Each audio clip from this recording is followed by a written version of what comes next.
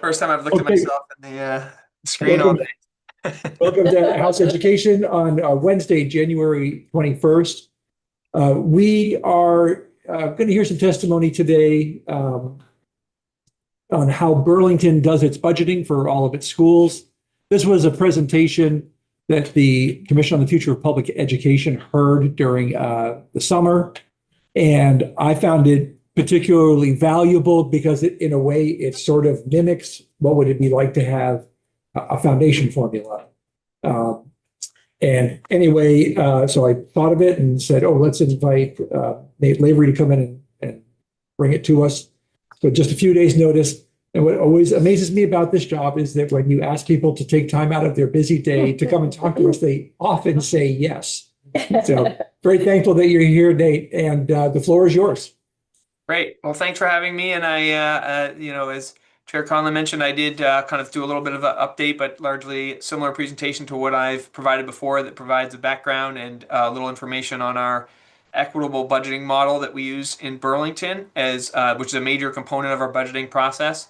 So I'll give a little presentation on that and certainly reserve plenty of time for any questions or other items that people want to ask if I don't cover a certain element of it in enough depth. My one technical question before we get going is I did provide some slides. I sent them over to Matt earlier. Is that something that I should run from here, or do you have Yes, access to those slides? no, if you don't mind sharing your screen, that'd be really helpful. Okay, sure. Stand by one And moment, and we please. do have them in front of us. Okay, very good. For the viewing audience. All right. Can you see the presentation now? Perfect. Great. Okay, so we will jump right in. So I like to start the kind of discussions about the model we use in Burlington by just giving people a little bit of the history. And the history was, gosh, it must have been about 5 or so years ago now, at least at least that many, when we had new Superintendent Tom Flanagan came in, and this was a priority area to develop a budget model that centered equity. So we assembled a team of district staff, kind of principals and leadership in the district, and we set about building this budget model. And one of the things we defined right from the beginning is that the model wasn't intended to be an opportunity to increase or decrease funding generally. We know sometimes when these opportunities present themselves, people take it as an opportunity to be like, well, we should have 10 of these and 50 of these and so many, it kind of gets a little, it becomes a feeding frenzy, if you will, and the result is something that you actually can't implement because it's not affordable or sustainable. So we made clear really what we were aiming for was a way to more transparently and equitably distribute whatever amount of funding we had, and a model that we could adapt to the amount of funding we have, so that if we need to make a change in the total amount of spending, that it doesn't feel arbitrary to people, that we would see a change in the model that would be applied broadly across our schools, and get away from what we kind of call advocacy-based budgeting, where it tends to be whoever can show up the most or whoever is the loudest in the room tends to get what they want for their particular school or department or so forth. So I think that's really important to keep in mind, that we did not set out for this to increase or decrease spending. And I think that's important to understand, particularly in context of the state level discussions about where spending is a very relevant portion of the work that you all are grappling with right now. So we used, I call it a research-based model. It's where possible, we relied on research, but we also relied heavily on input from our community in Burlington. Not only students and families, but just general community members who may or may not have had a direct relationship with the school. We sought information from them, and one of the things that was really compelling to us was that there was overwhelming support in our community for allocating resources to students who have the most need. And so our model attempts to reflect that priority. The basic structure of the model is a kind of foundational level of financial and staffing support, plus some flexible funding that we call RISE funding, that we allocate to each school, and that gives them flexibility to make decisions at the kind of lowest level possible. So another philosophy that we pursued in this process was trying to drive the decision making as close to the students as possible. And finally, particularly important for us over the past probably 4 or so years at least, has been recognizing that our staffing and our model and the associated staffing needs to be responsive to enrollment changes. And I'll talk a little bit more about that later.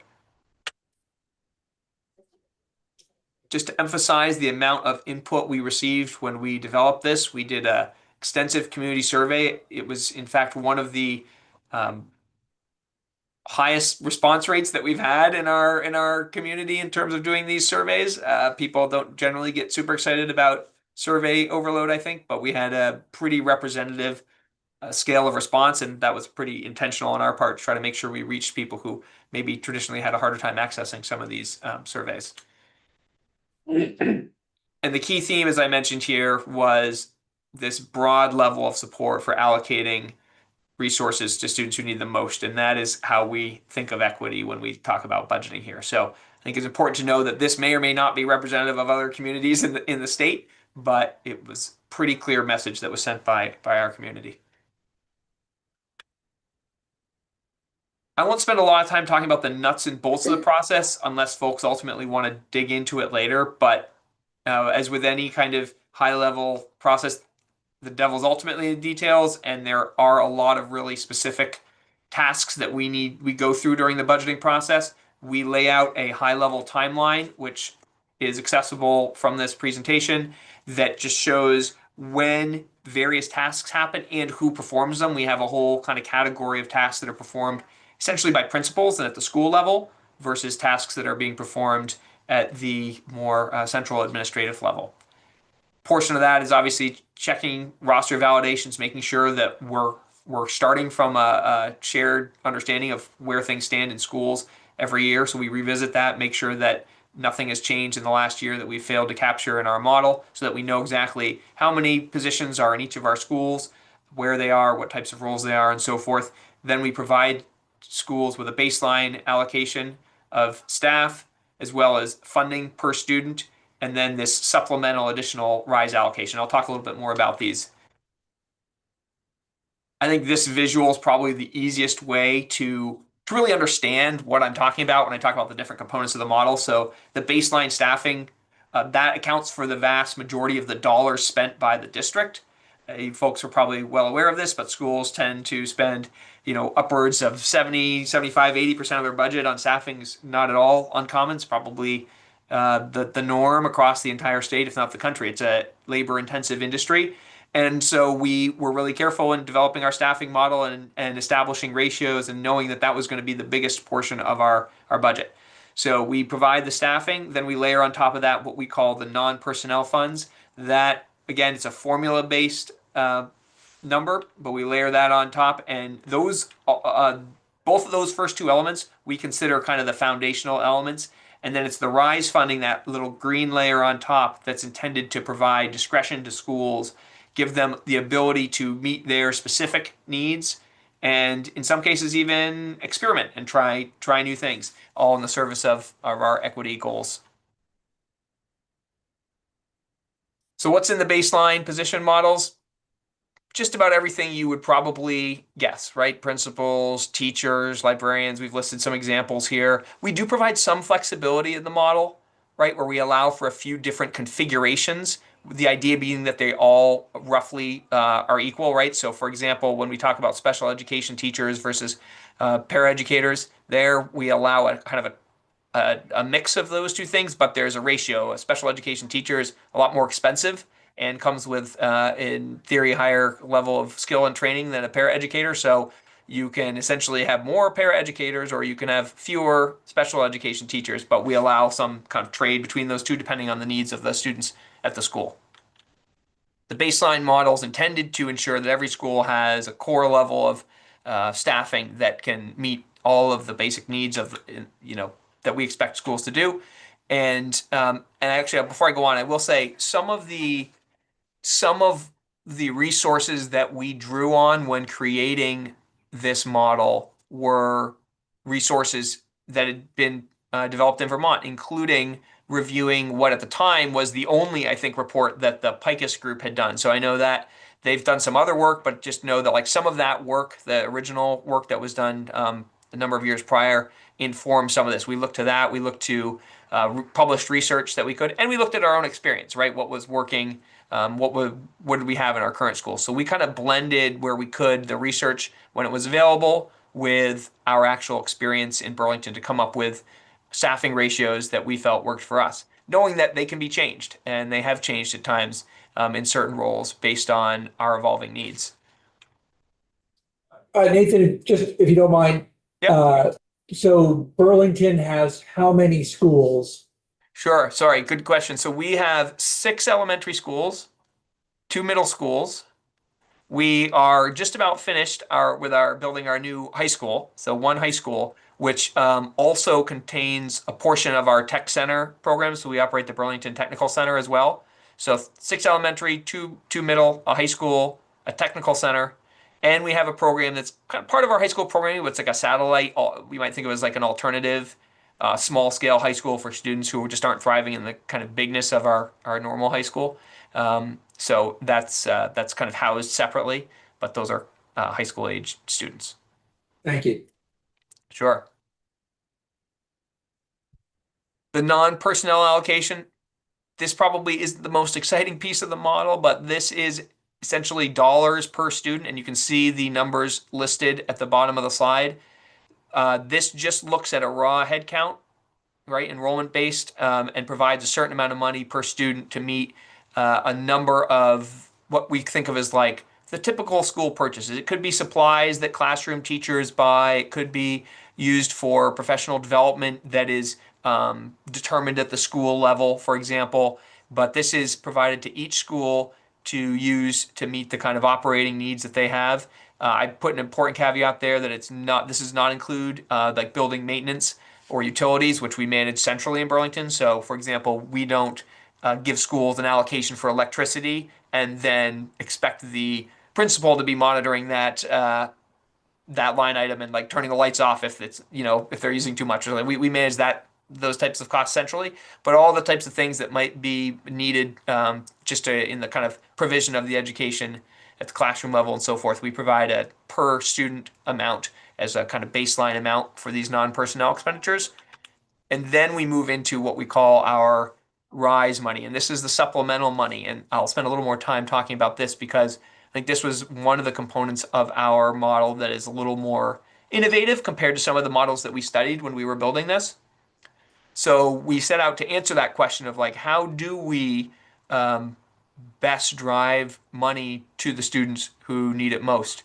And we came up with this model which provides a weighted allocation per student.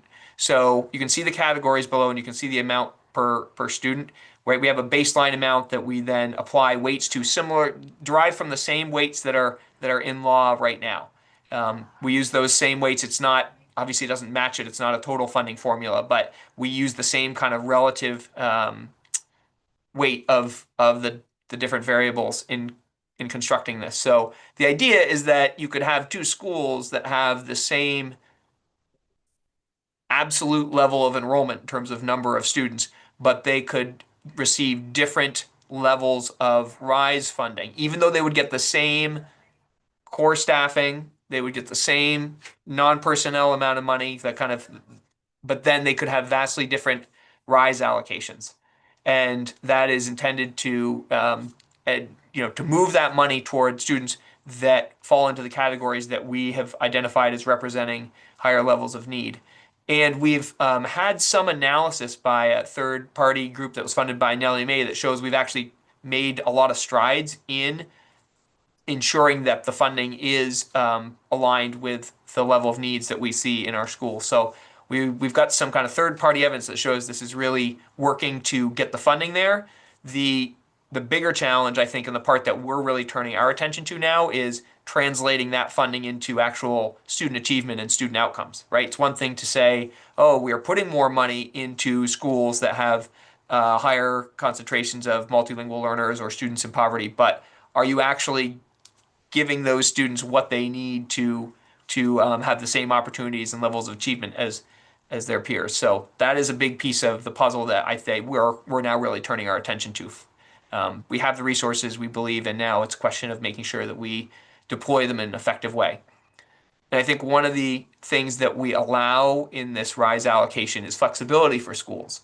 So we give schools wide latitude in how they spend the money. We ask them to develop a plan that's done ultimately by the principal, but in consultation with what we call school advisory groups that consist of teachers and parents and students, when appropriate, to weigh in on what they feel like that particular school needs. So we have examples of schools that are using this, in some cases, to hire an additional interventionist, for example, for reading support. We have other schools that might use it to invest in more social emotional supports. And there can be a mix, they don't all do just one thing, of course, but there's sometimes it's spent on professional development in certain areas for teachers. Sometimes it's spent on programs designed to increase family engagement.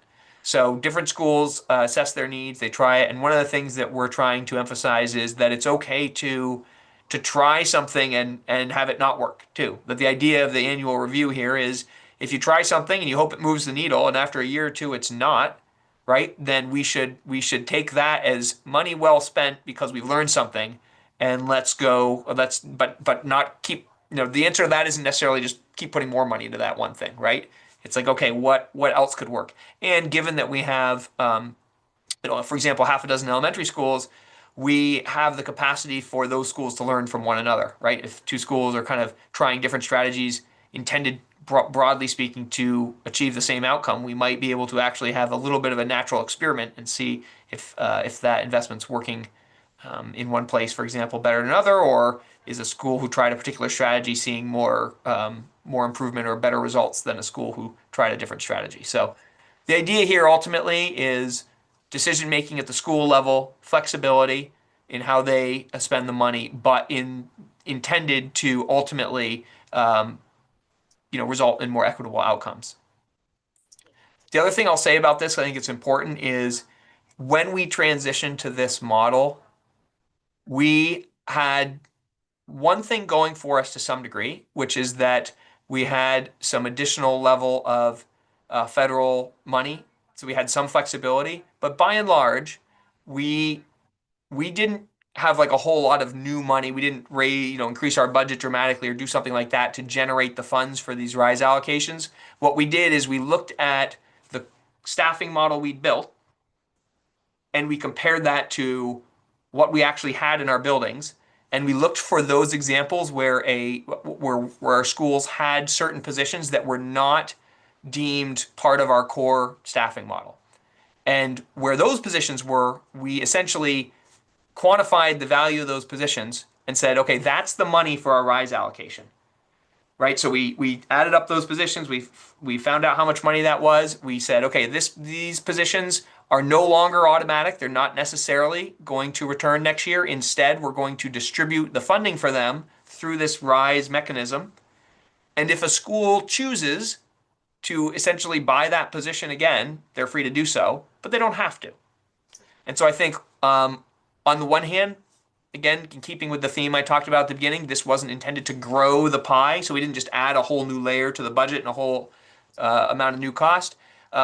But I will say that there was a bit of a pain point there, right? For the people who felt like they were losing something because they used to have position A, and then through this process, their team decided, nope, we're going to put that money toward some new investment, position B, whatever it might have been. There was certainly an adjustment period there because people had to understand that they're now empowered to make that choice. They have this money, but it wasn't free money. It didn't, kind of come from a new revenue source. It came from within existing resources that we said you now have the flexibility to choose to spend this differently, but we didn't force them to spend it differently. And what we've seen over the years is that in the first couple of years of doing this process, a lot of schools just did what they were doing before. They took their RISE money and they put it right back into the things that had been removed to generate the funds for the RISE investments. And then over time, we've seen a migration away from that as people, I think, have become more comfortable with the process, have better seen this money as kind of an opportunity.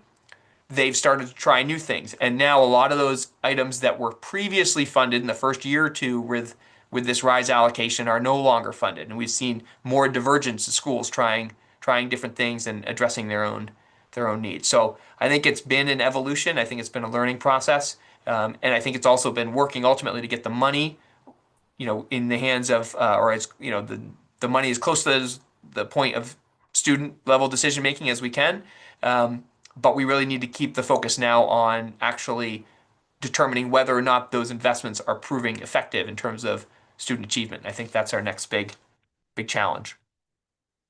The last thing I wanted to kind of summarize here and just give people an update of a little bit of like what does this look like for Burlington, for example, right now in the budget process that we're going through. So our board just adopted a proposed budget for the coming fiscal year, and right out of the gate, our model was showing us that based on our declining enrollment in Burlington, that we should be reducing about 4.5 teaching FTEs and another 3 kind of related district operational positions and so forth, as well as a reduction in that RISE funding, because again, that RISE funding is based on, it's a weighted enrollment, but it's still an enrollment. So if enrollment goes down, you can still have situations where the weighting measures increase, but in this particular year, the decrease in enrollment produced a reduction in the total expenditures on, budgeted for RISE expenditures by about $100,000. So one of the things that has become apparent to me when I talk to some of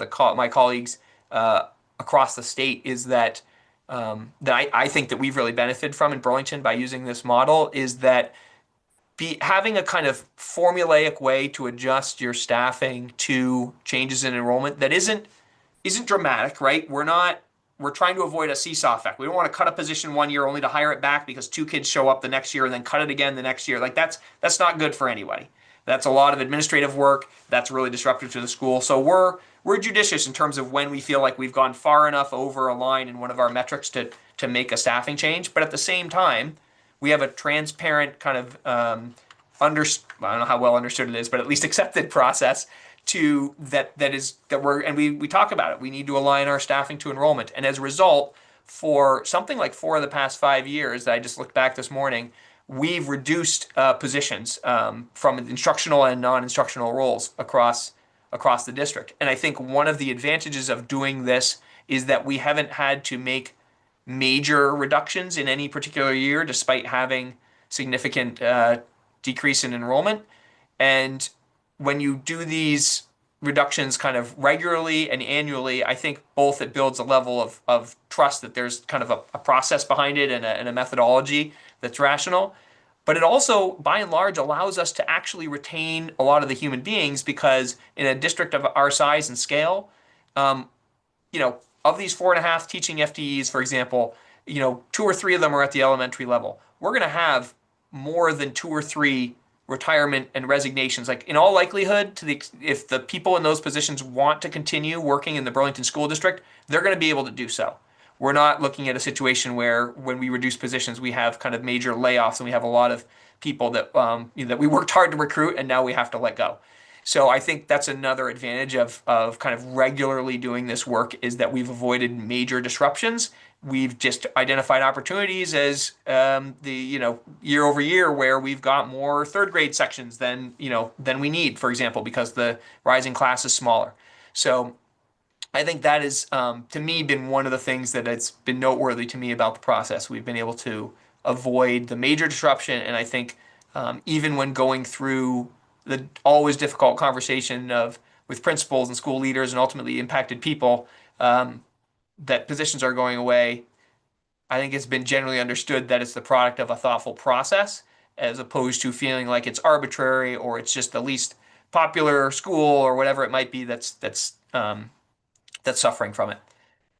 Lastly, I will say that because our superintendent said last night, so I don't feel like I'm breaking any news here, but we have started to talk about the fact that we have 6 elementary schools and in a relatively small geographic area, and we've seen a series of years now where our enrollment has declined somewhat, maybe not dramatically in any one particular year, but it's declined to the degree that we are now saying part of our process over the next year, we're going to begin examining whether the current trend suggests that we need to look at closing a school here. And we know that that's a really difficult conversation for communities to have. We hope to be, thoughtful about it, but I would point back to our model as an example of that. When we get to a point where we look at some of these schools, and if one of them is so small that even our model often has a floor, like a minimum, right, that a school would have, and if we get to a point where the staffing for the school, even at the minimum levels, looks, essentially makes that school much more expensive to run. That's a signal to us that we need to look at whether or not it's prudent to continue operating that school. And our district leadership in discussing this year's reductions was really clear. By say district leadership, I mean principals, the kind of director level folks. People felt really strongly that they didn't want to keep cutting, kind of trimming services here and there and everywhere across the district, and ultimately bring down the overall level of programs and services we could provide, when it would make potentially more sense, if the need arises, to close a school whose students can be absorbed by other schools, and thereby preserve a robust level of academic programming that we're offering. So that's not, nothing is imminently on the horizon or not, but I know that consolidation and kind of the number of schools has been a major topic across the state, and I would say it's a topic even within our own district. And I view our model as one of the ways that we can kind of dispassionately assess whether or not our schools remain kind of economically viable, because we know that if you spread it too thin, you end up with schools that have less opportunity for students, not more opportunity, and that's something we're very conscious of. So I'll leave it at that, and then if I was too fast in any place, someone wants me to go back, I'm happy to do that, or answer any other questions about the model. Thank you very much. Thanks for pointing out that declining enrollment is not just a rural Vermont thing. A good reminder. So I have, in sort of talking about your presentation today, I've sort of talked about it as it's sort of a micro version of foundation formula funding, in that you fund your schools by allocating money based on student profile. I just want to make sure I'm accurate when I say that. Yeah, I think that is accurate. Again, it's a little bit of a mix, though. It's kind of a hybrid, because we do have the staffing model. So the staffing model is not driven by the student profile. It's enrollment driven, but it's not weighted, right? So the number of principals, the number of homeroom teachers you get is not a product of weighting. That's just a product of raw enrollment. So it's a little bit of a hybrid, but I think broadly speaking, what you're saying is a reasonable characterization of kind of the approach that we're taking. Well, and I look at that sort of what you just said, that base funding as the same thing as the foundation of the foundation formula that's then layered upon with weights. So the presentation you gave to the commission was rather enlightening, that in providing a way that is almost dispassionate to allocate money, that's more about sort of objectives and objective measures than anything else. Anyway, let me throw it open to the committee. Representative Long. Thank you for that. That was really interesting, and I appreciate especially the attention being paid based on community feedback on student need, which is what I think most of our districts do it. You do it with intention. I'm just curious about, you mentioned geographic area when you're talking about, so could you just give me the number of students in all of your district? I don't need to know the number of students in your schools, but just how many students are enrolled in your Burlington School District? And do you have a rough idea of what the geographic area is?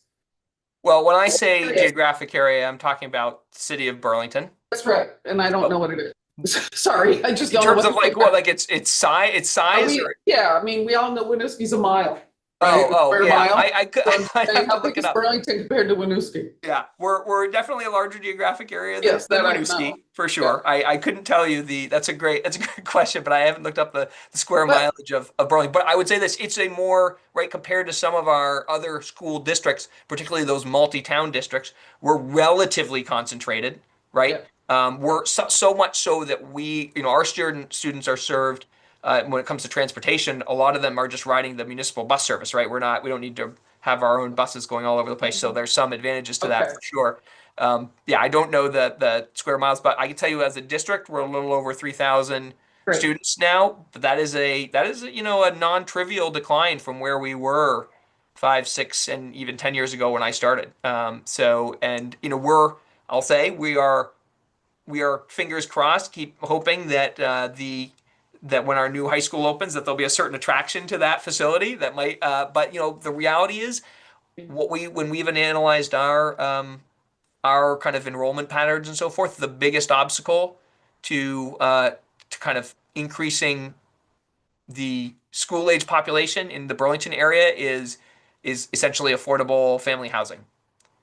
Even many of the new units going up are not project. They're like single, like they're like kind of one bedroom. It's just what the market is demanding right now. And be that like that is what it is. I'm not a housing expert, but obviously we get these projections that show that that's where a lot of the growth is in housing, and so our district has faced a challenge of declining enrollment, as I said, and figuring out both the kind of short term what adjustments we make to school, but also like, is there a strategy that we can use to actually attract more school age children to our community is something that we're thinking about. We're not quite sure how many levers we have to pull on that front, but it's something that that we're not overlooking. Can I just ask follow up if Joey's jumping in? So, comparing your model of budgeting to the foundation formula and what we're expecting, I'm just trying to peel back layers. How would you handle it if we're suddenly in a recession, and the foundation formula had to be lowered, the base funding had to be lowered, and would you have to adjust the process with which you do your system, or do you worry about that? If you don't have any control over the dollars that are coming to you, Right. You can't ask your taxpayers for more. So I'm just wondering how this budgeting process would fit into that. Yeah, I mean, I will say I haven't thought deeply about that scenario under a foundation formula model, but what I can say is that our internal budgeting model, the idea behind it is that if for any reason, whether the state changes the funding model, whether the community just says we're not going to support spending at this level and we have to come back with something lower, the idea here is that rather than, for example, let's just say we had to cut whatever, $1 million from our budget, right? Rather than just trying to pull a bunch of people together into a room and say, what can you live without? And hoping that it adds up and having, the natural kind of territorial defensiveness that those kind of discussions evoke. The idea of the model is we can look at it and we say, well, how much money would we save? What would the impact be in terms of FTEs and savings if we, for example, increased the average class size by 1 or 2 at the elementary or middle school level or high school level, right? We could change the model itself, and then we could see what that produces in terms of the number of or the different what changes in terms of the number of positions that we have we have a way to approximate the cost of those, right? We put an average cost in each one of those positions. If we say changing the model, results in a savings of 10 positions, and each of those average teacher position with wages and benefits is $100,000, that's $1 million. We could then determine whether or not that change is something that we think would be kind of instructionally sound and worth doing, but it's a way to apply it to everyone kind of equally. And it doesn't have to be a teaching position. It could be any sort of position that we model. But the idea, again, is if we have to reduce spending, we want to ask ourselves the question of how do we want to change our model? Like what can we live with in terms of changing the model? And then we go from there to determine the amount of savings that generates.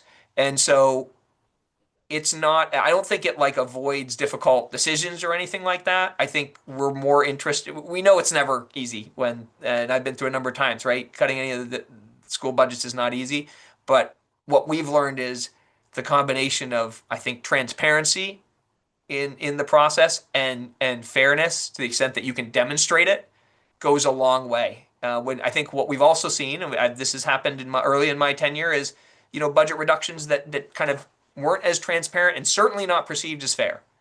And now you have people feeling aggrieved and you have a lot more resentment. I think when people at least feel like the process is fair and that they might be making do with less, but everyone who's kind of situated in an equivalent manner is being treated the same way, I think that's a lot easier for folks to accept.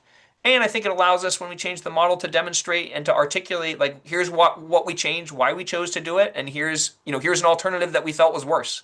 And so we didn't want to change that. We might, for example, say we think we can reduce the number of teachers at the high school based on this model by having a slightly larger class size. And the research shows that at the high school level, those larger class sizes are not likely to produce outcomes that are any lower than or any they're not likely to kind of reduce the outcomes for students. So we can kind of talk about different ideas that we explored in order to generate the reductions.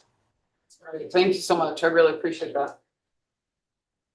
You're welcome. Others before so I think one of the selling points of your system is that it's sort of neutral.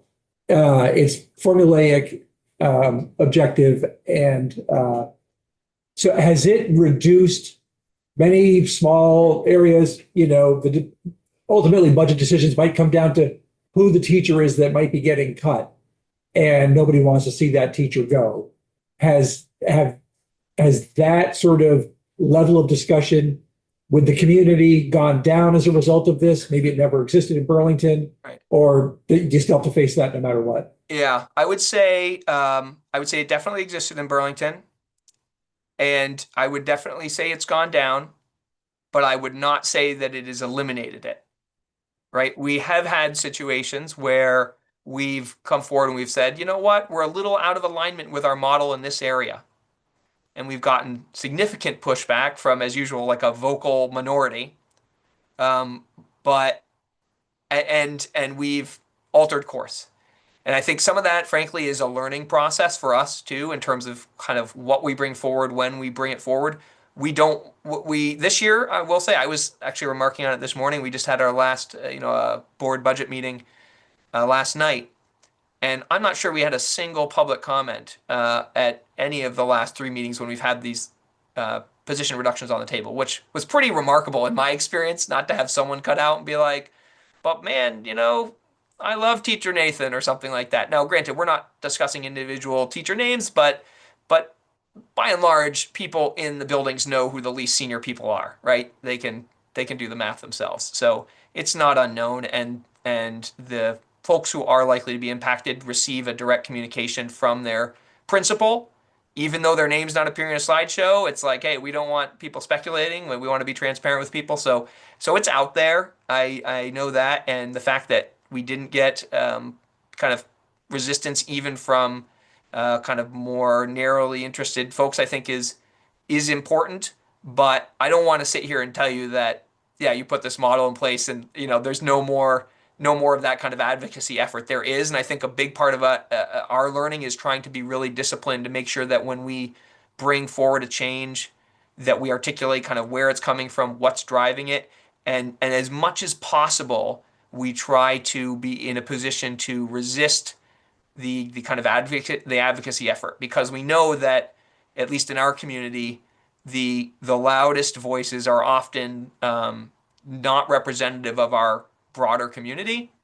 And if you kind of make your budget on that basis year after year, what you find is that more and more of the resources are concentrated in certain areas that have access to power and voice already. And so really this model, as much as possible, we try very hard to kind of cling to it as a way to not only deliver what we hope to deliver for students, but also to change the way and the kind of culture around budgeting so that we've moved away from that advocacy based approach. And I think we've made a lot of progress there, but again, I would never want to say that, we've somehow convinced everyone in Burlington that they don't need to come out and advocate anymore, because I'm sure that we will face that again in the future. And every year we work to kind of strengthen and broaden the model and hope that we can articulate a clear rationale to people.